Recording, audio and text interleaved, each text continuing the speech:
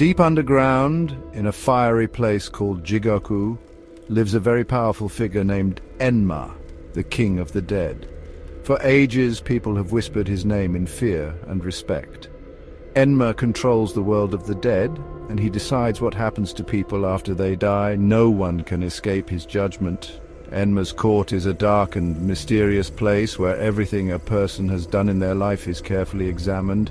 Souls stand before him, scared and shaking, waiting to hear their fate. Some will find peace and be reborn. Others will be punished in Jigoku for the bad things they've done. The story of Enma comes from ancient Buddhist stories from India.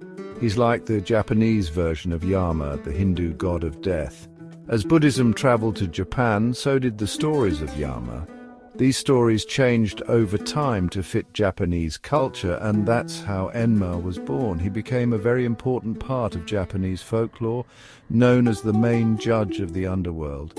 Over many years, people started to believe that Enma wasn't just a god of death, but also a symbol of justice and the cycle of life. He represents our human curiosity about what happens after we die.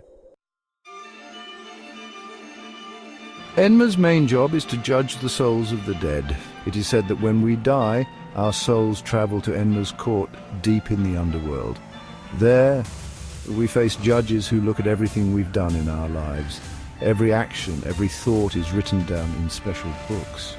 Enma, who sees everything, compares our good deeds to our bad deeds. His decision is quick and final. Those who lived good lives are rewarded with a better rebirth. Those who did bad things are sent to Jigoku to be punished for their crimes. Enma isn't just someone who punishes the dead.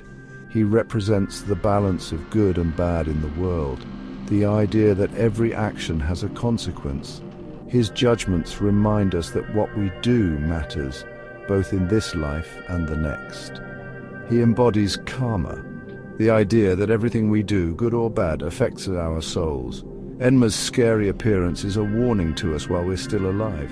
He reminds us that death comes for everyone and that we will be judged for our actions. His presence in Japanese mythology encourages us to think about our choices and live a good and honest life. Even though he's known for being strict, Enma can also be merciful. He shows kindness to those who are truly sorry for the bad things they've done.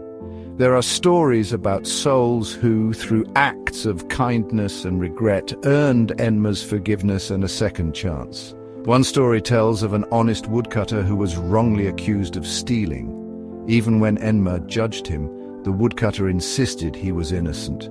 Impressed by the woodcutter's honesty, Enma not only cleared his name, but also gave him a happy and successful next life. Today, Enma is still a big part of Japanese culture. You can find statues of him in old temples and shrines, showing how important he is to Japanese beliefs. He appears in art, books and plays, often as a symbol of justice. In modern Japanese cartoons and comics, Enma is a popular character, often shown as a strict but fair ruler.